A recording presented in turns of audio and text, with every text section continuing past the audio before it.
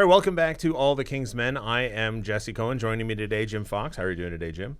Jesse, doing very well. Thanks for asking. Appreciate it. John Kelly, how are you doing today, John? I am doing great. Hopefully you're having a great Thanksgiving. You are as well, and all of our viewers out there. Happy Thanksgiving. Thanksgiving is a tremendous holiday. If for no other reason, you can have 8 different kinds of pie in one day, and nobody's going to look at you sideways. Is there anything better than a nice pumpkin pie with a little whipped cream on top? No. I mean, I would argue apple pie, but I'm not going to get into it. So every year we ask the top 10 questions facing the team for the upcoming season. Before this season, we did those 10 questions. Today is the quarter season check-in point.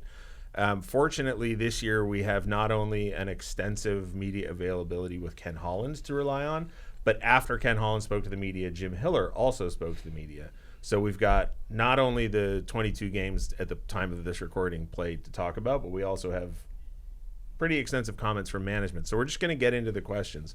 The first one's pretty easy. The question was, will the pending free agents sign extensions?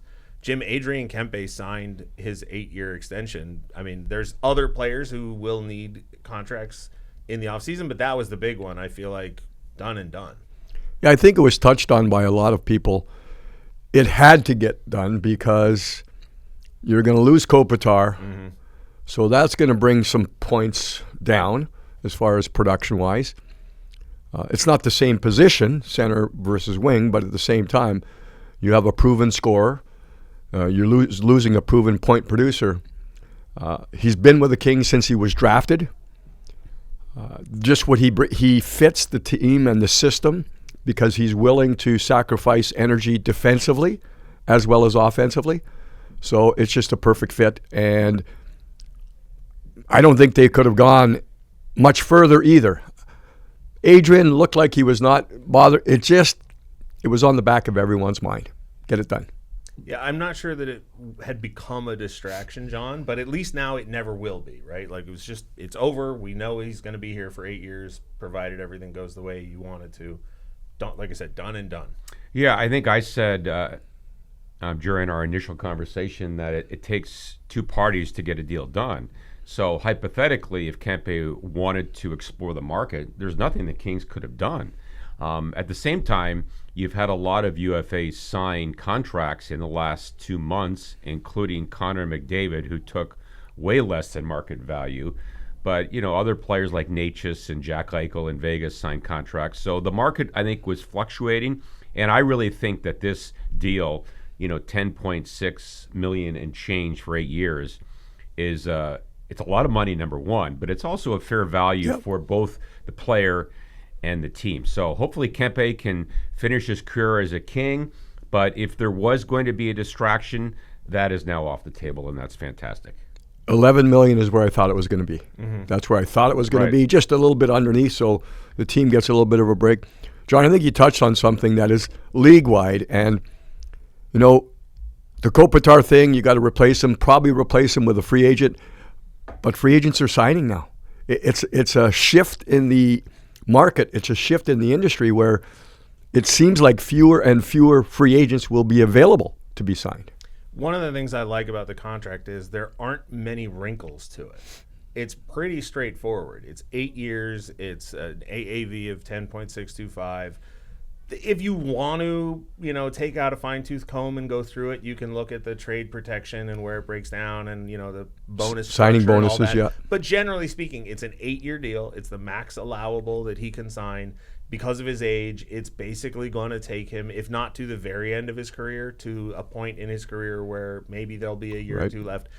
Connor McDavid, you mentioned his contract. There's, 2 years, 3 years long?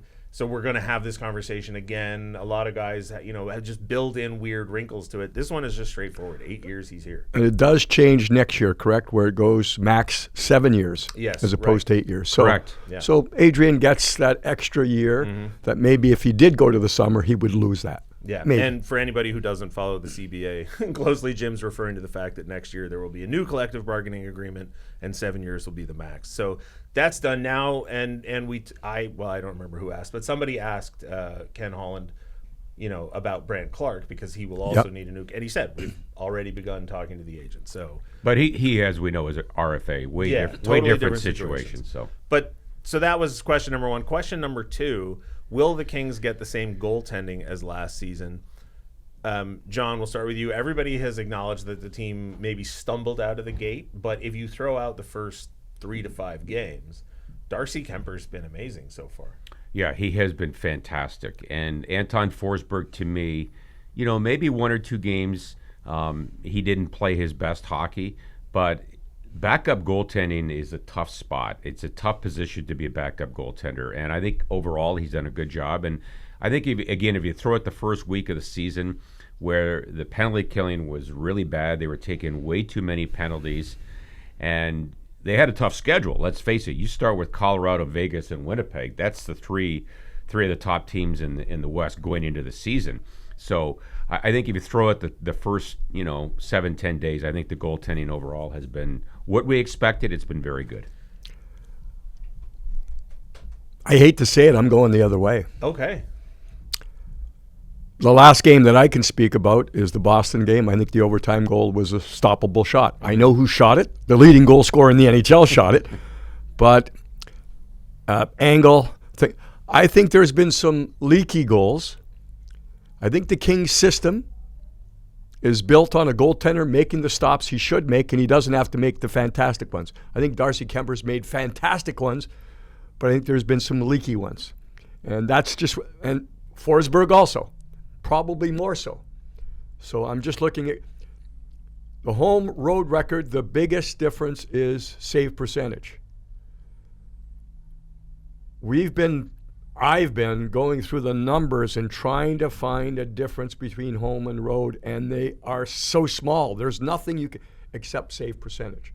Now, that means it's pretty good on the road, not as good at home. Just leaky.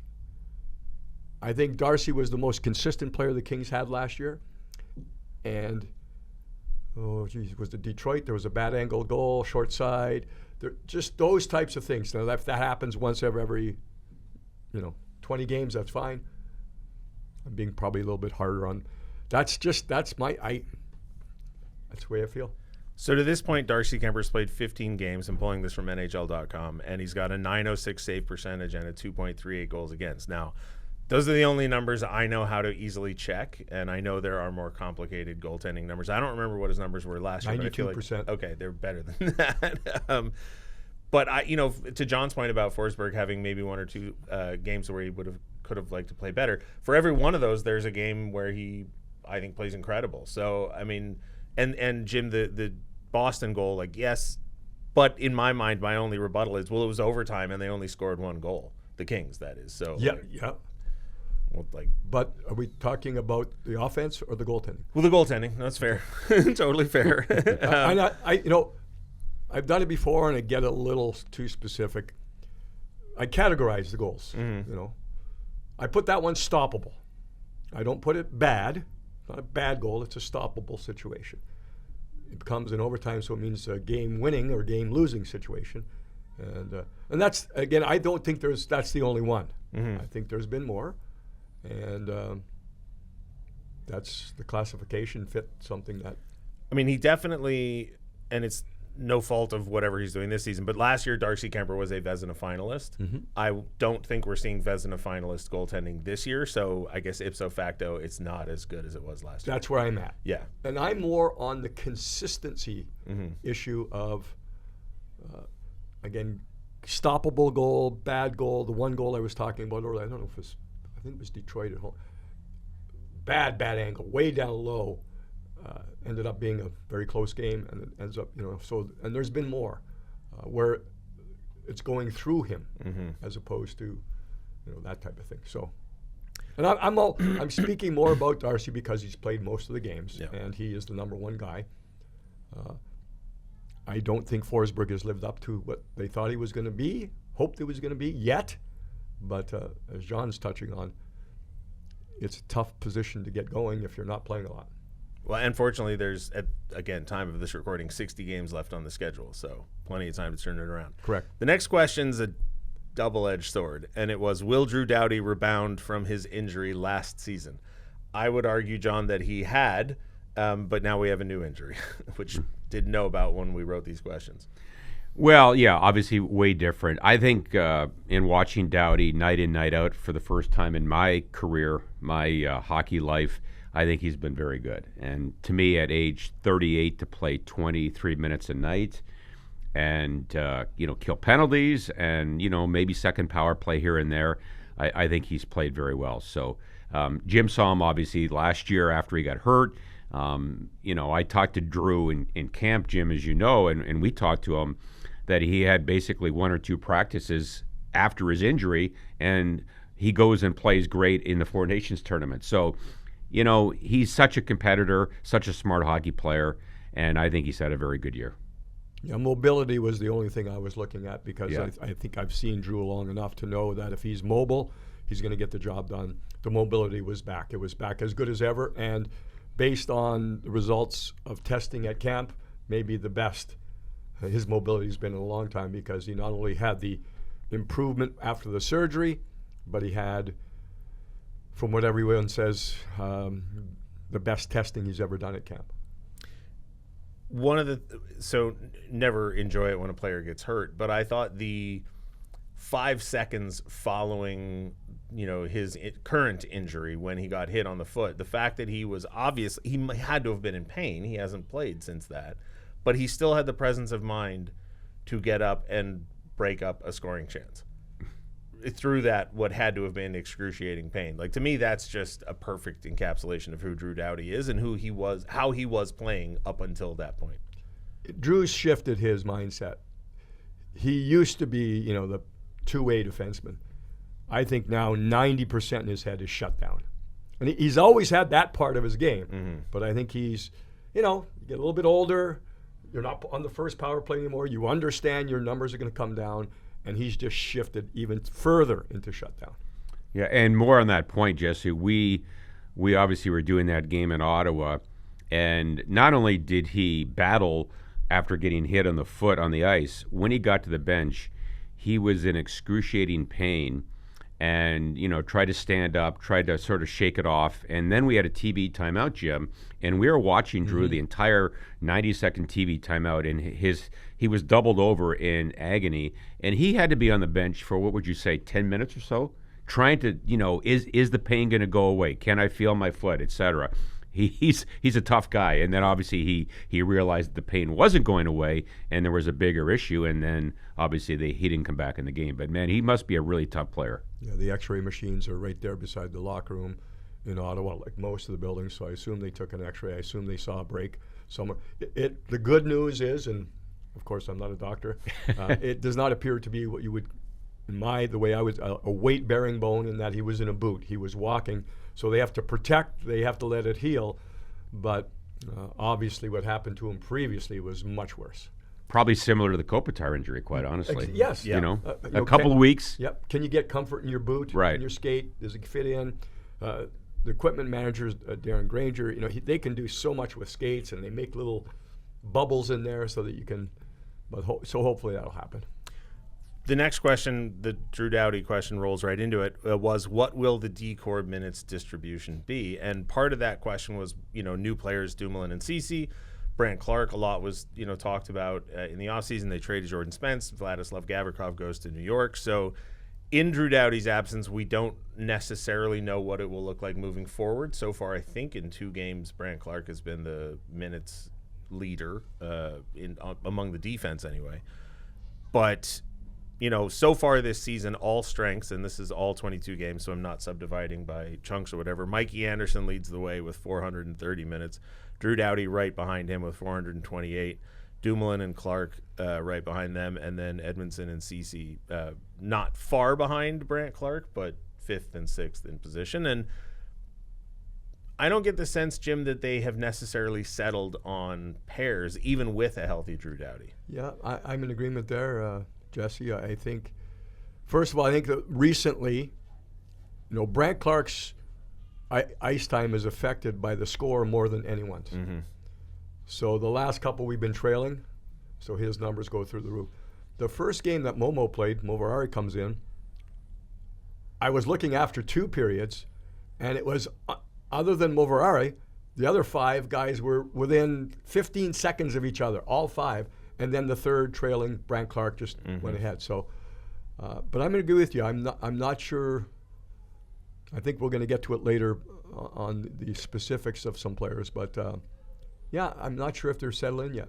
But even if Drew Doughty's healthy at even strength, it seems pretty clear Anderson and Doughty is the preferred pair, both of the players and the coaching staff. After that, I don't know. Yeah, and I'm not going to call it an experiment, but when they did go and move Anderson away from Drew, Mikey's and Jim Hiller, I think, hit it right on the nose. They had to get back to a situation where Mikey Anderson knows that he is critical to the success of the team. And his role dropped off a little bit. Not only the time on ice, just that feeling of, get out there and win the game defensively for us. Again, part of the identity of the group. So that's was put back together with Drew, but now with the injury. Well, and John, if Jim is correct that Drew Doughty is seeing himself more as a shutdown player now than a two-way player, Mikey Anderson helps that effort, right? Mikey Anderson is part of a shutdown pair. Mikey Anderson is a productive part of a two-way pair, but if Drew Doughty is focusing on shutdown, Anderson makes him better, and he makes Anderson better. I mean, that's the pair. I've if liked Drew that. Doughty's healthy. Yeah, I've liked that pairing. I really have liked the Edmondson-Clark pairing. I've always been a big fan of having one defending player and one offensive-minded defenseman. And I know the Kings don't have, a Cale Makar, or, they don't have an abundance of guys that can put the puck in the net. Doughty, as you said, Jim, over the years has obviously been a really good two-way defenseman, but at his age now is focusing more on defense. I think what was surprising early on was the CC Dumoulin pairing did not really, or was it CC Dumoulin early on? Yes. Yeah, and it didn't really work. First 5, I think. First 3 games, I think, and then they went away from it, and then they've come back to it. And it's been a lot better. So I think they are still experimenting, but I think overall, the 6D that they've used for the most part, not counting Moverari, has been pretty good. And I've liked the pairings, but I'm sure it will be in flux for most of the year, just like every other team. Recent game against Boston, because of the makeup of the Bruins, Edmondson, Anderson together in a complete shutdown role. Blake, our stats guy, after 2 periods, gave me every single shift that Pasternak was on the ice, it was Edmondson and Anderson. Yeah. Again, it changed in the third because you're trailing. Boston scored first in that third period, so then you're chasing the game a little bit, and they moved it around. But that was the first time I think they really went with that specific change against a specific team. So, to your point, John, Edmondson and Clark, despite the fact that I read out the minutes for each individual defenseman, Edmondson and Clark have the most minutes as a pair. Right. Just because, we've got Dumoulin and Doughty, Dumoulin and CC, Anderson and CC, Anderson and Doughty, Dumoulin and Clark, Anderson. We've got all sorts of permutations. But, yeah, Edmondson and Clark, that's the pair. And we've heard that from management for a few years now, that they really like that pair. And we've heard it from Clark and we've heard it from Joel Edmondson, that the two of them complement each other well. So we'll see now, especially with Drew Doughty out, and we'll get to some more questions about Drew, minutes. because of the right-handed, it kind of screws up that righty-lefty. Again, when you're talking about Edmondson and Clark, you have the shutdown, the puck carrier, the lefty-righty. It's the perfect. Yeah. The next question for me gets a pretty simple answer. The question is, will the top 9 forward chemistry continue? And the answer is just no. They have split up the lines, they've jumbled the lines, they've shuffled the lines. And the reason that question was in there is that for the last, how many games after the trade deadline? 32-ish? Once Kuzmenko came in, the team played in a way that was so perfectly balanced with those top 9 players. And if that was going to roll into this season, this team, that's the peak version of this team. And Jim, it just hasn't. And it starts with Kuzmenko. It starts there. The center position and the lack of actual goals, it's, you'd have to really sit down. Again, I think you have to take into consideration what the players are asked to do and the identity of the team, and there's a lot of focus on checking, a lot of focus. So it means you're expending a lot of energy. I know I've mentioned it multiple times.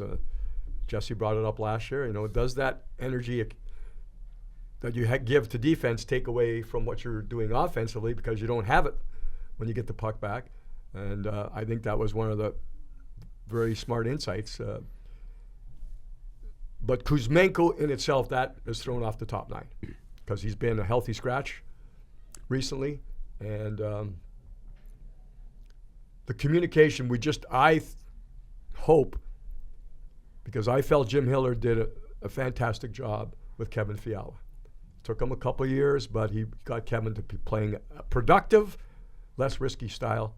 And now I think it might be the same type of thing with Kuzmenko. Yeah, I think also I agree with you with Kuzmenko. Obviously playing a lot of games on the top line with Kopitar, and then healthy scratch comes back in the lineup. You know, a player like him, to me, if he had more power play success, and he does have a couple of power play goals, but in watching him lately on the power play, including on the 5-on-3 the other night, he's not shooting the puck. So to me, he's a player right now that doesn't have confidence. And if he scores power play goals, and if players like Kempe and Fiala score power play goals, it translates into 5-on-5. So to me, I don't mean to blame the power play for all the lack of scoring at times. Hey, the record's pretty good. They've had some injuries, but I think if they had more power play success, it would lead to more 5-on-5 scoring success. And I think Kuzmenko is probably the number one guy that I would look to that really right now does not play with confidence. He's not shooting the puck. So that to me is an issue. And you have let's spread it around a little bit. Offensively, again, the team's record is pretty good. Right. The internal numbers, the analytics are really good. But Warren Foegele, admittedly, has had a slow start. He admitted himself. Took him a while to get going. Then he picked up the injury. I think he's probably playing the best now, recently, where the big body's getting in down low. And then you have, and just to the question, Jesse, of the top nine, you have Perry producing like a top nine player. And right now he's on the fourth, he gets the power play, but and Joel Armia. So they've kind of mixed up, and perhaps Joel is playing as much as he is because he's earned it, but also because other guys haven't. Laferriere also stumbled a bit out of the gate. So you had one guy on every line. I think he was maybe not playing perfectly at the start. Laferriere was hurt earlier. Yeah. There's apologies in advance for this. There's a poem I'm quite fond of. It has different iterations. I'll give you the short version. For want of a nail, the shoe was lost. For want of a shoe, the horse was lost. For want of a horse, the rider was lost. For want of a rider, the battle was lost. For want of a battle, the kingdom was lost. All for the want of a nail. And it just shows you that, we consider and we can say, oh, well, this player X isn't playing great. But if player X isn't playing great, line 1 isn't playing great. If line 1 isn't playing great, line 2 is easier to defend. If line 1 and 2 are easier to defend and not going well, line 3 isn't as offensively potent. All of a sudden, more pressure on your special teams. If your goaltending has a bad night, just to hit the nail on the head, pardon the pun, the kingdom, is jeopardized all for want of a nail. John hit the nail on the head. Yeah. Power play. Yeah, well, yes. I didn't know we were working with Edgar Allan Poe. Yes. That's very nice. That was nice. So then let's just get to it. Since you said the magic words, the next question is, how will the special teams perform? And I just skipped a question, which was, how will the fourth line be trusted and contribute? But I feel like we talked about Perry and Armia. So let's just get into it, because that's the penalty kill, no problem. No problem. Great. Yeah, early on it was not good, but they were taking way too many penalties. And now their numbers are way down, and their penalty killing has been superb in the last month or so. Really good. The penalty kill since October 17th is 87.5%, second in the league, only behind Pittsburgh. Wow. And I don't even know how many shorthanded goals, but a lot. I'd say at least three or four. I think Armia has 2 by himself. Right. Three. There you go. Well, okay. total. Yes, but shorthanded. So, the penalty kill is fine, but the power play, one of the rules I have when I do these sorts of things, John, is that try to keep it broad. But once somebody from inside the organization opens the door to, more pointed criticism, then it's fine. Jim Hiller was pretty pointed about the power play. It has moved from not good to hurting the team. Yeah, it's unfortunate, and it seems wherever I've been in my career watching games, the power play gets a lot of focus, and for the most part, It's hard to score in this league, as we know. But to me, on a power play, when it's not going well, I like to simplify things. I like to see get the puck to the points, have one-timer options, have a net front presence, and shoot the puck. And I'm not seeing nearly enough of a first shoot mentality on the Kings. And, we've talked about it many nights on our broadcast, and a lot of announcers do. When you shoot the puck, good things can happen. Number one, you can score. Number two, you could get a rebound, or you can create chaos after the shot. So when you pass it around the perimeter for 60 seconds, 70 seconds, and don't shoot the puck, guess what? You're not going to score. So I would like to see them simplify it and do those three things, and maybe they'll get some success, and maybe it can build on it. The history, and Jim Hiller's talked about it, is it was so good last year. And it wasn't simple last year, John. Yeah. It was intricate. It was it was so But that's unusual, right? unusual. And Yeah. Kuzmenko was the number one factor for that. He came in and he became the conductor. He was moving down low, moving out high, shooting when needed. Just you have to respect that shot threat on his offside, wrist shots through traffic, those types of things. So it wasn't simple. There was a lot of creativity on that power play. Change this year just hasn't been there. So now they're looking, and the most recent game I can talk about was the Boston game. And Jesse, I think that's what you're alluding to. As we're sitting here, we're waiting for practice. If there's not a change, then that's going to surprise a lot of people, meaning I don't expect 5 forwards anymore. And trying to find the shot threat, trying to find that. Who it would be, I don't know. Brandt Clark doesn't seem to have that shot. He would be the guy I would put there because of his mobility, but I think you need the you need the shot threat on a power play. And the Kings don't have that right now. And just the other thing in the back of my and man, it was clearer than clear in Boston, against Boston. When Boston retrieved pucks shorthanded, they became a 5-on-5 mentality. They attacked because they knew. And Boston's best chances came on the Kings power play. So and that's, I think, in the back of it, it's a novel concept. It worked fantastically last year, the 5 forwards. But I think certainly in the back of the minds of a couple of those forwards on the ice, they're now thinking, I've got to defend, as opposed to thinking, let's attack, because the other team is just going. This is maybe it's just me, but like the penalty kill and the power play are mirror images of each other this year, because the penalty kill, I think I said, what was it, 87.5? But the net PK rating, which is PK efficiency plus shorthanded goals, is number 1 in the league at 95.8. Because the Kings are not only killing penalties, they're scoring while they're killing penalties. Meanwhile, their net power play percentage, which is flip side, is worst in the league at 7.3 because their power play percentage is 12.7, but they're also giving up shorthanded goals. And at this point, John, I would be happy with them not scoring shorthanded goals if they would stop ceding momentum, never mind goals. But like when the other team is putting together odd man rushes on you when you're on the power play, that's how you lose games, and that's how you lose playoff series, to me. Yeah, I was going to say that the shorthanded goals against, I wonder how much it affects the confidence of the power play, especially the players up top like Kempe, who has given up a few pucks on shorthanded goals. He's not the only one. But it doesn't look like a very confident power play to me right now. That can change. Hopefully it will change. And, Jim, I guess the question from me to you, not that I'm the host fine. now, but, I wasn't here last year. You were. So why was it so good in the last 25 games with Kuzmenko? And as you said, it was a lot of tic-tac-toe passing, a lot of seam passes that worked. Why has that not transferred into this season? With the same 5 players on the ice. Well, the same, no. For the most part, Corey Perry's been... Okay, but he wasn't here for 6 games either, right? Right. It's just, I would assume it's opposition scouting. Yeah. So then you finally have a body of work to take a look at. It's not the middle of a season where you're going from one team to the next. Yeah.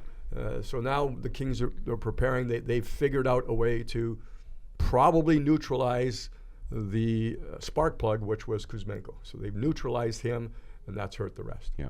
It feels to me, and listen, Jim knows more about hockey, or has forgotten more about hockey than I'll ever know, but it feels to me when you're watching it that teams know where the shots are coming from on the power play. And so it just feels like now there's always somebody in front of it. That is the goal of the penalty kill, and I would say the reverse. Every penalty kill knows where the shot's going to be given up. Your goal in your scouting, okay, you're going to give up this shot. That's what you're hoping for. You're going to take away the other stuff. And last year, John, earlier on, Kempe was used as a one-timer, and the Kings felt that the other team was taking him away so much that they just moved him out of the one-time position. And him and Fialo had that interchangeable where one time it would be Fialo shooting it, then 10 seconds later it would be Kempe. They would move around so much. It looks to me, if there is thanks for that question, just now I'm thinking about it, it looks to me that Kempe is just so much in that top quarterback position, where last year they were exchanging, moving, changing positions. And now it just seems like Adrian is fixed there, and it's hurting his game and maybe hurting the rest of the top. Yeah, and that's why I said I personally like to have two one-time options: the left shot on the right side, and the opposite on the other side. Because let's face it, these teams are so well prepared. The pre-scouting is incredible. You know, we see the coaches; they're on their computers all the time. So you have to have multiple options on a power play, and right now it seems like they're taking away that Fiala one-timer. And as you said, Kempe at the top is a great player, but he's not getting power play goals either. So, well, he's your most dangerous player, and they've got him at the top, usually at the top left point. No one-time opportunity, as far away from the net as you can be on the power play. I find him in the middle of the ice more. Yeah, at the top. Yeah, I do too. So he's not getting to the side where the one-timer, even from the blue line, would be effective. He scored the one-timer in St. Louis, right? Yeah. But he was way high above the top of the circle. Yeah. And it was an overtime, was it? Yeah, that's 3-on-3. And it was 4-on-3. It was a rush goal too, was it not? No, it was a one-timer. But whether it was the overtime one, it was high. It was man advantage. Not sure. Yeah, you're right. It was 4-on-3. And it was above the dot, above the top of the circle, which is really high out. But again, it's more fixed now where he is. He's there. And the interchangeable position on the power play was really effective last year. They went into the zone, and they just moved around. And I don't think there was a plan. It was like, if this spot's what you go, whoever gets there first, then you change, you move around. And they're going to try it. And it kind of fits the identity too, right? If the Kings are a defensive team, the penalty kill should be good, and the power play should be the weakness. Should be. Jim knows the numbers, Jim Hiller, and as far as I'm aware, our shooting percentage just overall as a team is way down. He talked about that last year with Fiala. Fiala was struggling, and then boom, he took off. So the PDO save percentage that you have, shooting percentage that you have, is really bad for the Kings. And most people feel, and I'm very, very optimistic, that even if that creeps up to the norm, the Kings are just going to win more games just by sheer numbers. I mean, I am by no means a mathematician, but they have to, right? Like, that's how math works. If one number goes up, the other ones should. I was sort of surprised, though, after the Boston game, and again, we're recording this the Monday of the 23rd, right before practice, so there will be other games before anybody watches this, and there will be other practices. But, John, I was a little taken back at how frank Coach Hiller was about the power play in the post-game press conference. I mean, there were no words minced at all. He didn't come out and say we're abandoning the 5-forward power play, but he said changes, may have to be made, and he said it's hurting the team. Like, he was. Yeah, I like his candor because, to me, number one, you can't fool the players and you can't fool the fans. So when you see the numbers, especially in the last, say, 3 weeks, it's pretty obvious that right now they need to change things, and they could come back to the 5-forward power play in a month, and it could go gangbusters. I don't know, but for whatever reason, I think that they've just been, again, too pass happy, and they're lacking confidence. And I was actually sitting behind the net the other night. I wasn't doing the game.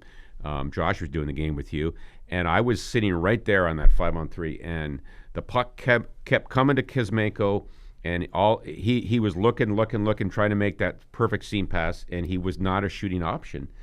And they didn't have a shooting mentality on the power play. So I think, again, it's confidence, and they got to shoot the puck. And if I can just jump in, it's on a broader topic, because I've been asked many times, and I know on social, I'm going to do 55 games this year. That's part of a plan. And I appreciate people reaching out when I was on the road and not doing the games, and I hope you're okay.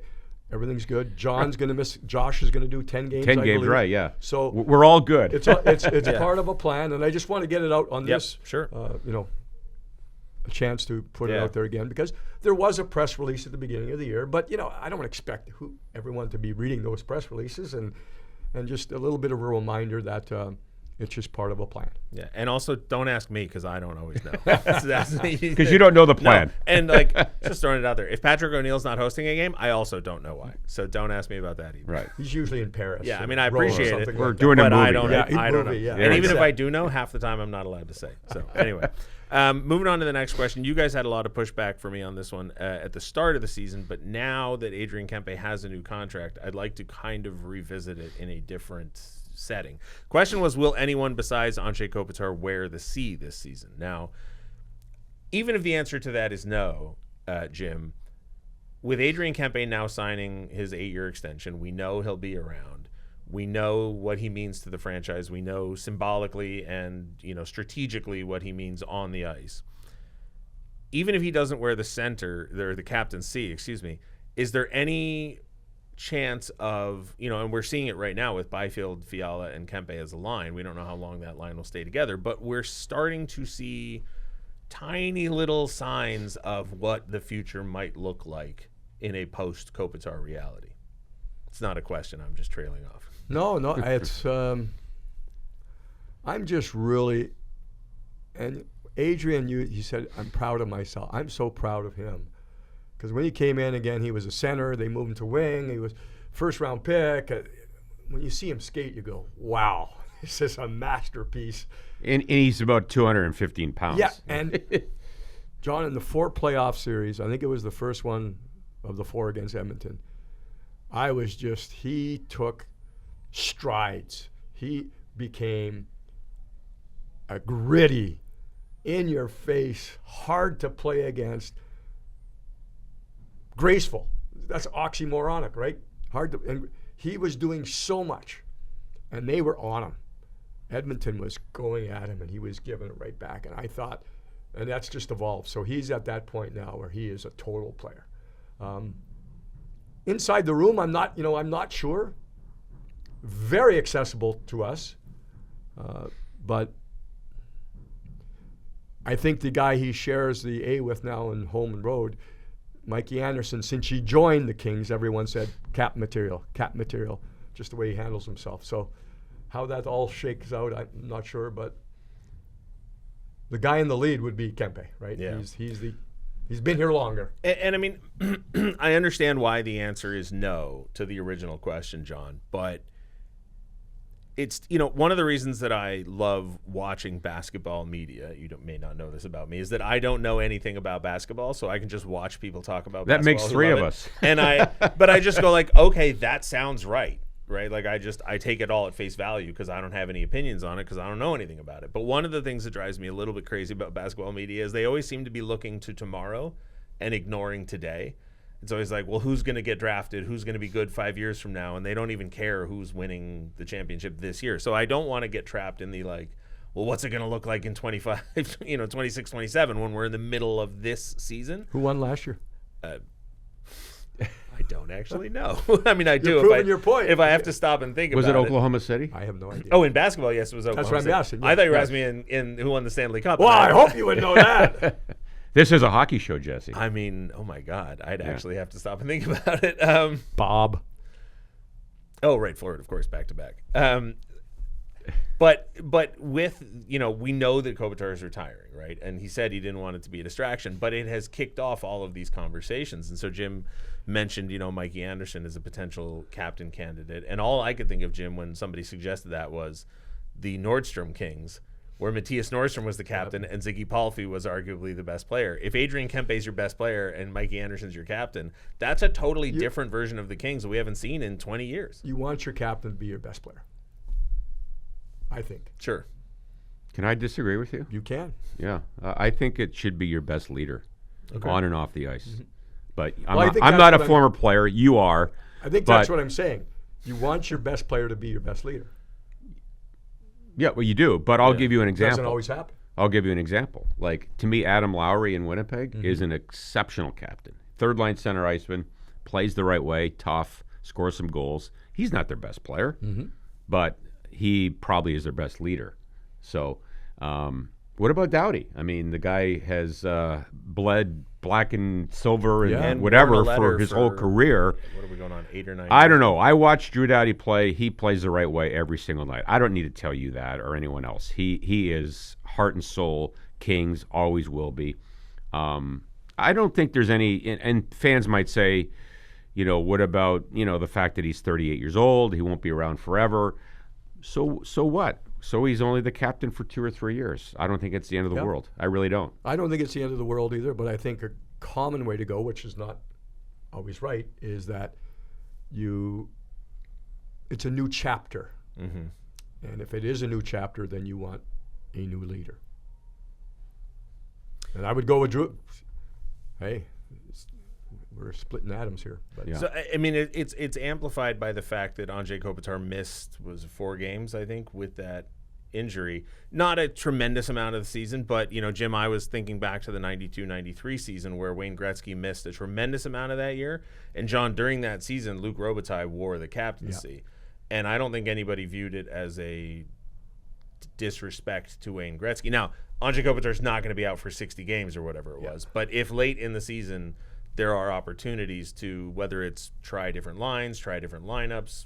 I don't know. I just feel like when Wayne got hurt that time, Yeah. it was career threatening. Yes, at the no, he was time, out for a very long time. Thoracic back issues, and they were really, it was unusual. They didn't know what was going on. They found, obviously, a remedy, but I think the concern then was, man, he might not even be back. Yeah. So that's why they gave the C to Luke. Luke. See, I don't, go ahead. Luke, Curry, and Sandstrom played as a line.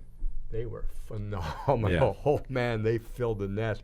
It was really, really fun to watch. Yeah, but as we know, to me, when a captain gets hurt, you don't give the C to player B just because he's hurt. I mean, that's just, it's not the way it works. What triggered it in my mind was, I think it was the Boston game was the first time we saw it, where on the pregame lineup sheet, the number 1 line was listed as Byfield, Fiala, and Kempe. And the number 2 line was more Kopitar and Kuzmenko. Now, it doesn't matter. It's just a lineup sheet. At the end of the game, we've talked about it ad nauseum. It doesn't. The line distinctions are made up, right? Your number 1 line. Andy Murray had a green line and a gray line and a blue line and a white line. So, but I don't know. It was just. It caught my eye that The thing, just like, and you sent us before we did our first segment, beginning of the year. You sent us questions. I saw that question. That was the first time I thought of it when I saw it then, and I have not thought about it since we Fair enough. right here. Who's going to be the captain, change the captain, has not entered my mind at all. I mean, it shouldn't. We're still in the middle of this season. Like I don't want to look too far into tomorrow. Yeah. I think overall, big picture, I think fans and maybe media make too big a deal out of it. I think that Jim's obviously a former player. When you're in the room or you're on the ice, I think the players know who the leaders are, and you don't need a C or an A to say, "Oh, I'm a leader." Yeah. I think it's more by your actions. I really do. I'll bring it back to when I played.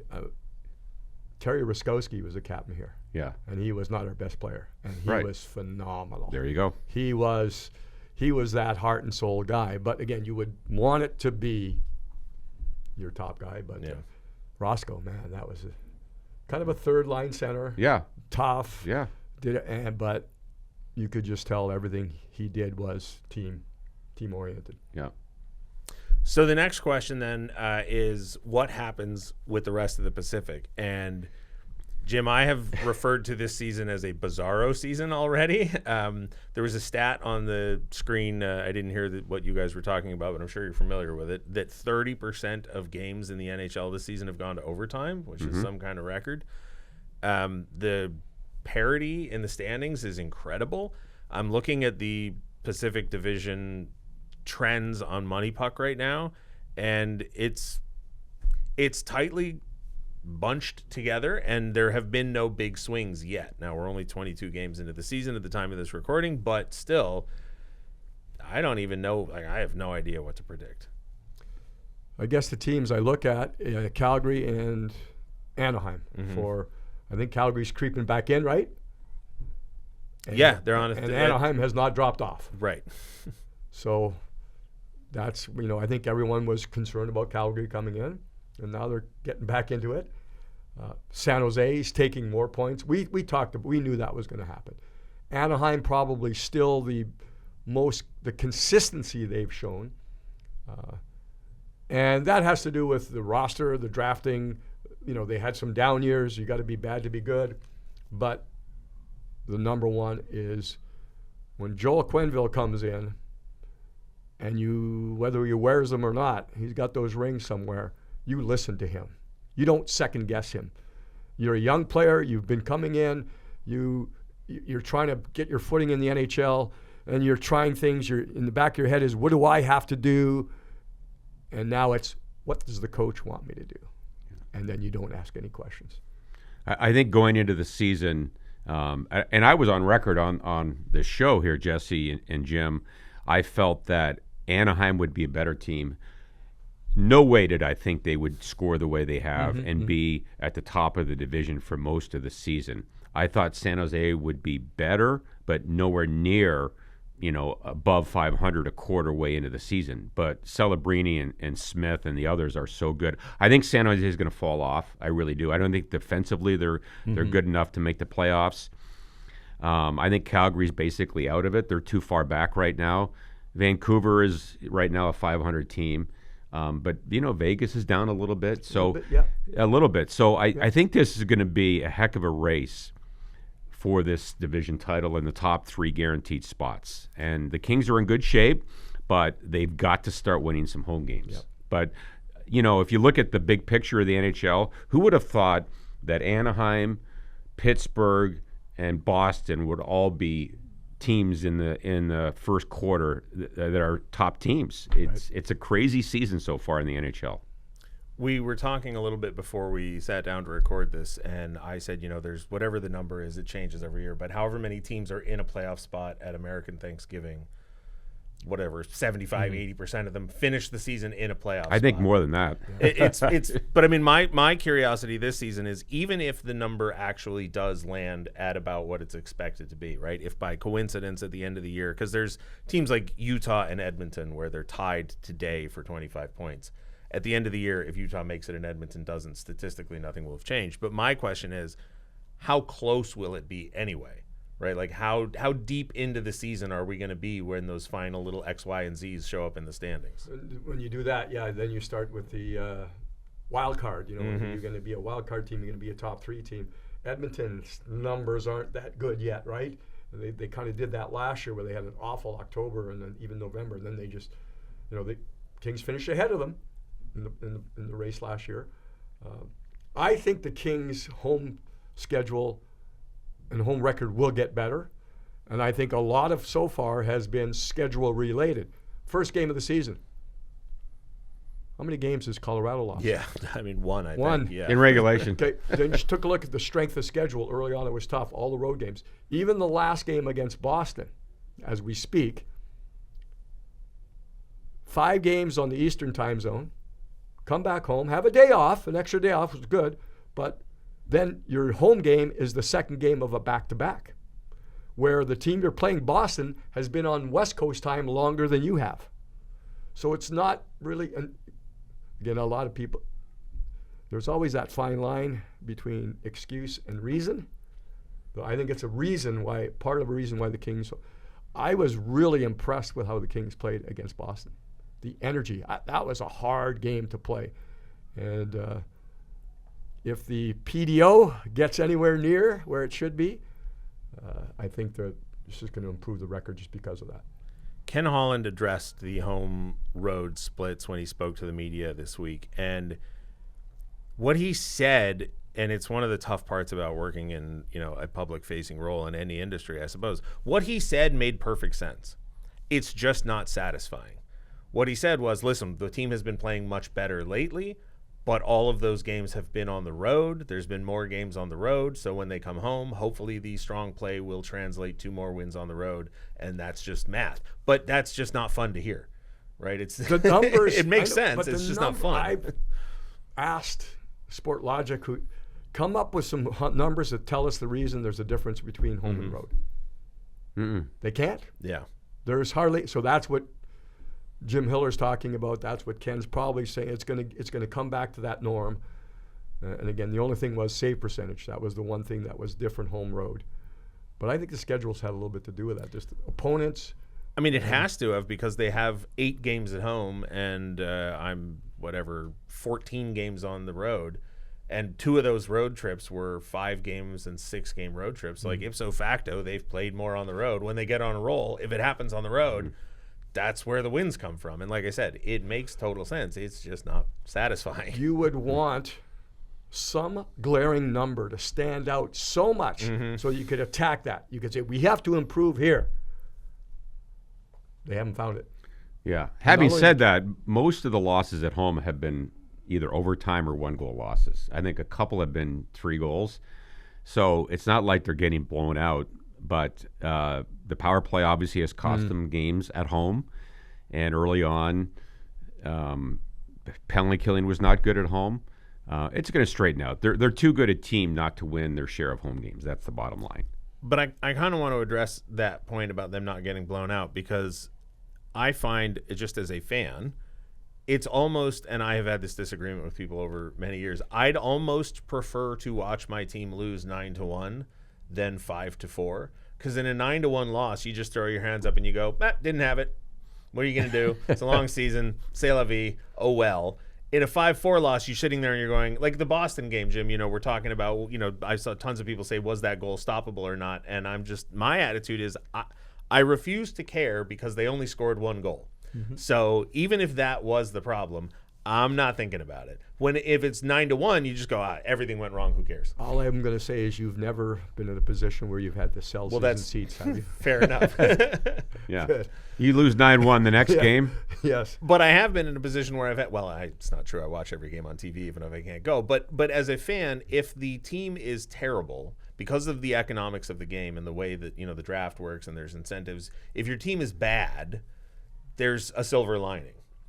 If your team is not getting blown out but not great, then there's no silver lining. Then you're just, okay, I guess we're not the worst. But you're still, so it's hard to process, I'm not entirely sure what's going wrong, but it's just not going perfect. Like, it's not as good as it could be. And what is a comparison is the thief of joy, right? So it's just tough. Yeah, I agree with Jim. I think the Kings played a pretty good game against Boston. And remember, they got a point. Even though they scored 1 goal, they got a point. And they got a point in San Jose. So I thought they played really hard. The power play, to me, was the big difference. Obviously, we've talked about it. You don't score in a 5-on-3 for, how long was it, a minute 20? It was a long 5-on-3. Yes, it was. Yeah. 20. You could look at that and say, you got 2 points if you score a power play goal there. So they got to get more power play goals. They've got to get that going. And in that game, if you score first, right? The Kings are built on defense. So if you score first, it fits everything more so than other teams. For instance, I'm just thinking Colorado. They don't care. They're going to score 5 anyway. So it's a type of situation where I think Boston game, first power play, nothing. Couple of power plays in a row, they had something going. And then the game on the line power play, they couldn't get it going. So they had to turn to that shorthander, ended up being the game tying goal. But at the critical late game situations, I think that's where the power play has been the most disappointing. Yeah. I think the other thing, we haven't mentioned it, and I think this team has shown a lot of character and a lot of fight.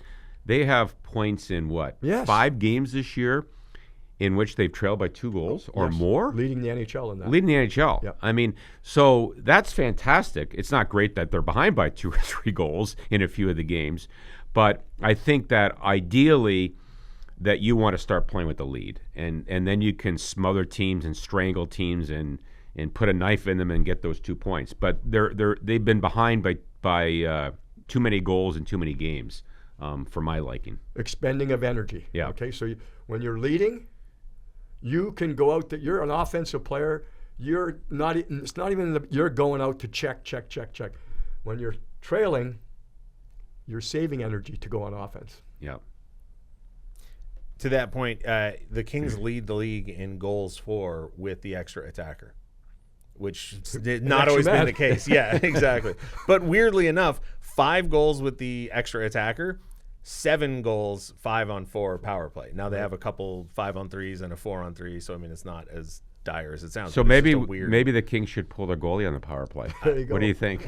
I mean, there's the solution. Yeah. Go 6-on-5. I like it. So we've kind of covered a couple of answers for the last question, but I'll just wrap it up. What do the Kings need to do to clinch a playoff spot? And Jim, I'll just sort of go off book here because I see a lot of people talking about it, and I'm not sure I care, but the question about how many goals that have come from the pivot. Yeah. My attitude is if the goals are coming, why do I care where they're coming from? But it seems to have become a topic of conversation. Does it matter in terms of making the playoffs? I think I'm going to just frame it in one of your other questions, that top 9. Mm-hmm. More balance, more distribution. Will Fogle get back on his game, which I think he is? Will Trevor Moore get the production where he has had it in the past? How long can Philippe Deneau be at 0? And Turcotte. So, Turcotte, what do you expect? 7, 8 goals from him? But now you're nothing from nothing leaves nothing. So, so that I think that's where it stems. So if power play, we beat that. Mm-hmm. But getting that offensive production from more guys. Every team wants balance. And, Kempe and Fiala, and go back to what Jim Hiller said last year. And this might be harsh. But with QB, he's got to realize that not all of his 28 goals that he hopes he's going to score are going to be highlight reel goals. Some of them have to be mucking goals. And I think he's drifted QB a little bit to that. Every goal has to be a great move, one-on-one, and dangle. Maybe just drop your shoulder and drive to the net. That type of mentality where you're just 6'5", almost 230 pounds, and and has he been fine? I know the San Jose game, OT loss, shootout loss. QB was out. I don't know if he had a point, but he was really good. Yeah. He's that type of player that can really control a flow of a game and the energy of a game. But along with that, you need production and maybe finding a way to get more of the gritty goals along with the highlight reel goals. Yeah. It seems simplistic to say that the thing that the Kings need to do better at is offense, but I just pulled it up because I was curious. In the 22 games they've played at even strength, and it doesn't account for the stumble out of the gate. Oh no, I've just lost it. At even strength, the Kings are third worst at 1.99 goals per game and 1.81 goals against, no, that's Seattle. Sorry, I'm juggling things. 2.16 goals against at even strength. I'm going to make your day. All right. Until last game. Yeah. Third in the league. Expected goals. No.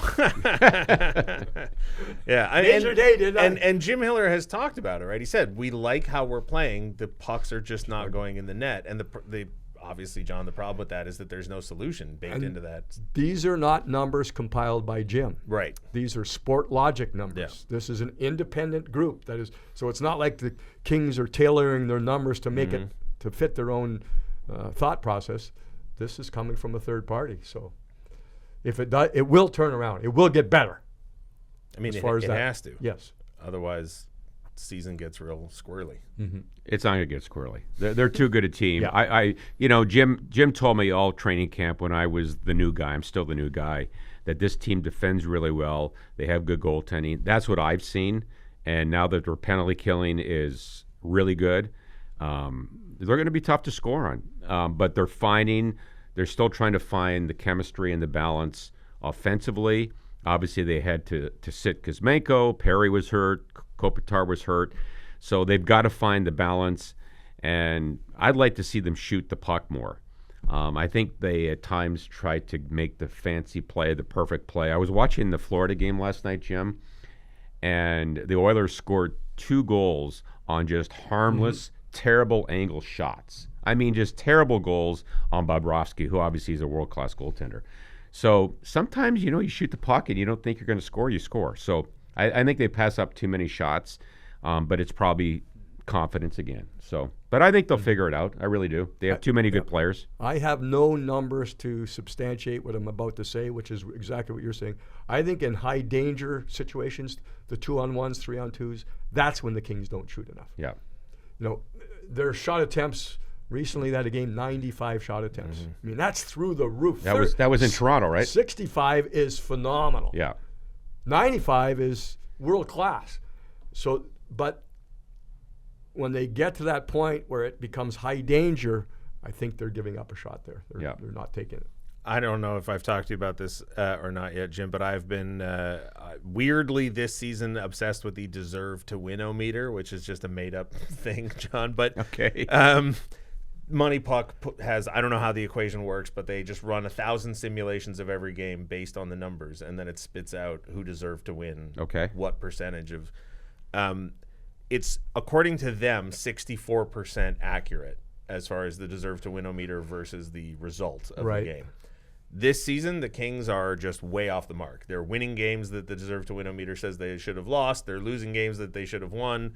It's under 50% accuracy, and I don't get it. I think it was The Athletic I was just reading recently where they did a quarter season expecting, it wasn't a power ranking, but they gave percentages of how they felt teams would make the playoffs. And I was waiting to, they had the Kings at like 80%. Yeah. It was really high. And I think that home record stuff will come around. The numbers will get back to normal as far as the shooting percentage and the save percentage. And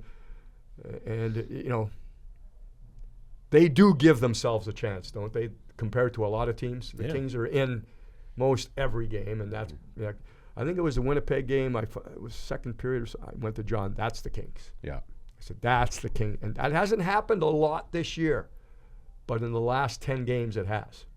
Yeah. That's the way the Kings played. Toronto, trailing all game.